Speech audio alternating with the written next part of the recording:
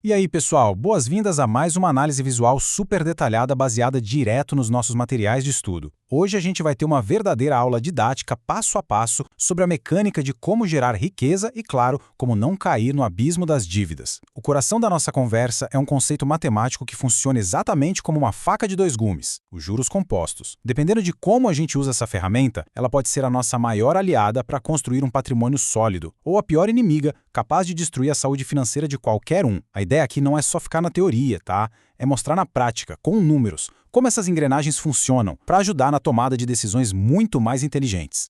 Bom, vamos direto ao ponto. A nossa pauta de hoje tem 6 etapas fundamentais. A oitava maravilha do mundo, juros simples contra compostos, o perigo das dívidas, o efeito no longo prazo, aplicações na renda fixa e, para fechar, o poder dos dividendos.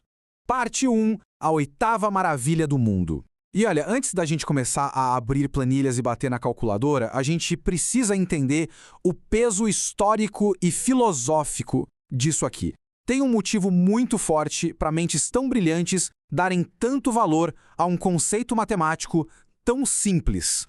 Tem essa frase que o pessoal costuma atribuir ao Albert Einstein, que simplesmente mata a charada. Ele diz: os juros compostos são a oitava maravilha do mundo. Aquele que entende ganha, aquele que não entende paga. E é exatamente isso. Essa é literalmente a linha que divide as pessoas. De um lado tem a galera que acumula riqueza de um jeito silencioso e constante, do outro, quem acaba se afundando em dívidas que não acabam mais. E o mais louco, a matemática é rigorosamente a mesma para os dois lados. A única diferença é de que lado da equação a escolha é feita. Avançando para a seção 2, juros simples versus compostos. Para garantir que todo mundo fique do lado de quem ganha, a gente precisa construir a base matemática do negócio. Vamos entender a diferença brutal entre esses dois modelos.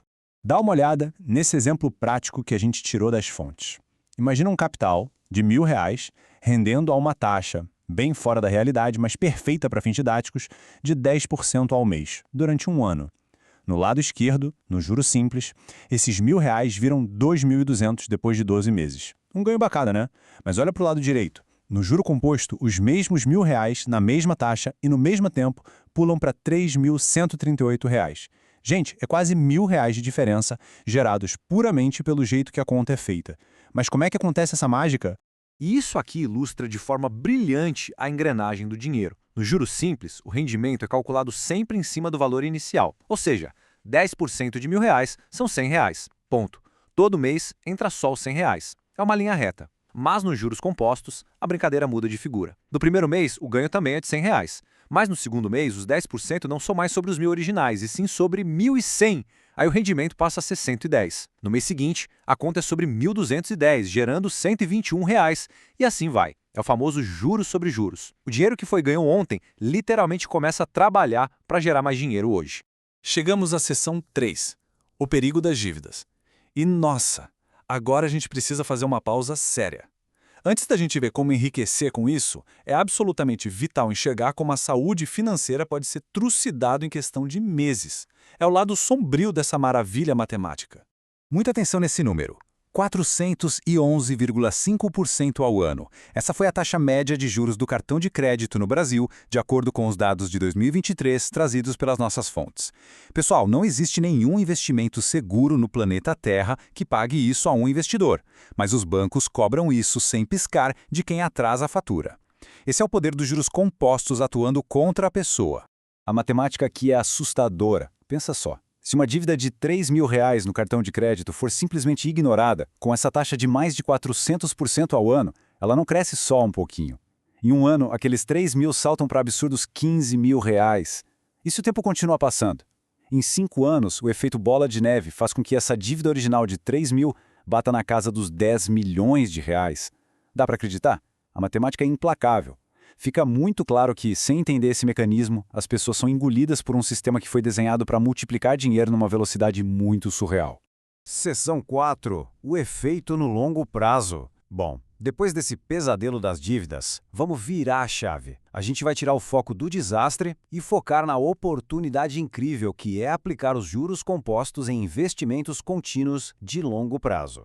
Imagina aqui um cenário bem realista de aportes mensais constantes. Se o mundo fosse feito de juros simples, guardar R$ 1.000 todo santo mês, a uma taxa de 14% ao ano, geraria um acúmulo até que decente, algo em torno de R$ 576 mil ao longo de 20 anos. Só que no mundo real dos juros compostos, o valor investido por mês, somado aos juros sobre juros, simplesmente explode para mais de R$ 1.300.000. O tempo e a constância de investir todo mês são os ingredientes secretos que fazem o bolo crescer e aceleram a construção do patrimônio. Agora, o que é realmente interessante neste gráfico é notar a famosa curva de taco de hóquei, que é essa curva de crescimento exponencial. A gente acabou de ver o impacto em 20 anos de aportes mensais, batendo lá 1.300.000. Mas reparem só o que acontece se a gente adicionar apenas mais 5 anos de contribuição. No ano 25, o valor pula para mais de R$ 2.700.000. O patrimônio praticamente dobra nesses 5 aninhos finais com o mesmíssimo esforço mensal. Isso prova pura A mais B que a verdadeira mágica dos juros compostos não está no começo, mas sim nas fases finais da jornada, quando a base de dinheiro já está gigantesca. Seção 5. Aplicações na renda fixa. Beleza, a teoria é linda de morrer, mas como a gente aplica isso no dia a dia? Onde a gente encontra esses retornos no mundo real? O caminho mais seguro e acessível para começar é a renda fixa. E a renda fixa pode ser definida de um jeito super simples. É basicamente o ato de emprestar o seu dinheiro para grandes instituições, tipo os bancos ou o próprio governo. Em troca desse empréstimo, a gente recebe juros previsíveis. É exatamente o inverso daquela história de terror do cartão de crédito. Em vez de pegar dinheiro emprestado e pagar taxas abusivas, agora a gente é que fornece o capital e é remunerado por isso, com todas as regras combinadas desde o dia 1. As nossas fontes trazem opções bem diretas e práticas. Tem os CDBs, que são os empréstimos diretos para os bancos, tem as LCIs e LCAs, que financiam o mercado de imóveis e o agronegócio, e ainda tem a sacada incrível de serem isentas de imposto de renda. E tem também o Tesouro Selic, que é, no fim das contas, emprestar dinheiro para o governo brasileiro, considerado o investimento com o menor risco da economia. E um detalhe absolutamente crucial. Opções como CDBs, LCIs e LCAs têm a proteção do FGC, o Fundo Garantidor de Créditos. Isso significa que, se o banco quebrar, o FGC garante a devolução do dinheiro em até R$ 250 mil. É a previsibilidade andando de mãos dadas com a segurança.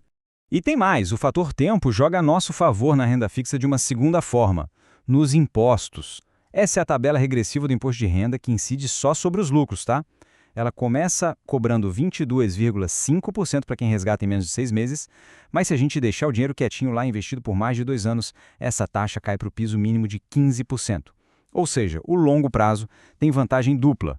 Ele maximiza a bola de neve dos juros compostos e minimiza, e muito, a mordida do leão. Seção 6. O poder dos dividendos.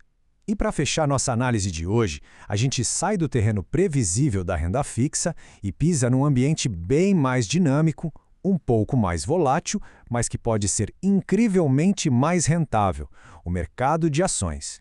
Na renda variável, a lógica já não é mais fazer um empréstimo. Quando a gente compra uma ação, a gente está adquirindo um pedacinho daquela empresa. A gente vira sócio mesmo. Obviamente, aqui não tem garantia de retorno, nem FGC, e os preços sobem e descem todo dia. Mas o lucro vem de duas frentes. A empresa vai se valorizando com os anos e, o mais importante, ela distribui parte dos lucros dela para os acionistas. E essa distribuição é exatamente o que a gente chama de dividendos. Então, o ponto crucial é entender como a mágica, a matemática se aplica aqui. Diferente da renda fixa, onde os juros compostos rolam no automático, na bolsa de valores essa engrenagem é manual. Quando a empresa paga os dividendos, esse dinheiro vivo cai na nossa conta. Mas, se a gente pegar esse dinheiro e gastar, o efeito multiplicador morre na hora. Para ligar o turbo dos juros compostos na renda variável e acelerar o crescimento do patrimônio, o segredo é seguir um ciclo religioso. Comprar as ações, receber os dividendos e pegar esse lucro para comprar ainda mais ações. É esse reinvestimento que faz a roda girar, comprando mais ativos que vão gerar mais lucros lá na frente. Bom, tudo isso que a gente viu não é só teoria econômica de livro, não. É a realidade nua e crua de como o dinheiro se move no mundo. Como Einstein supostamente alertou lá atrás, a regra é clara e ninguém foge dela. E agora, com todo esse conhecimento sobre a importância dos aportes mensais, sobre como fugir das dívidas destrutivas e como reinvestir os lucros, a pergunta final que fica para nossa reflexão é uma só. Daqui para frente, de qual lado da oitava maravilha do mundo a escolha vai ser feita? Do lado de quem paga a conta ou do lado de quem ganha com ela?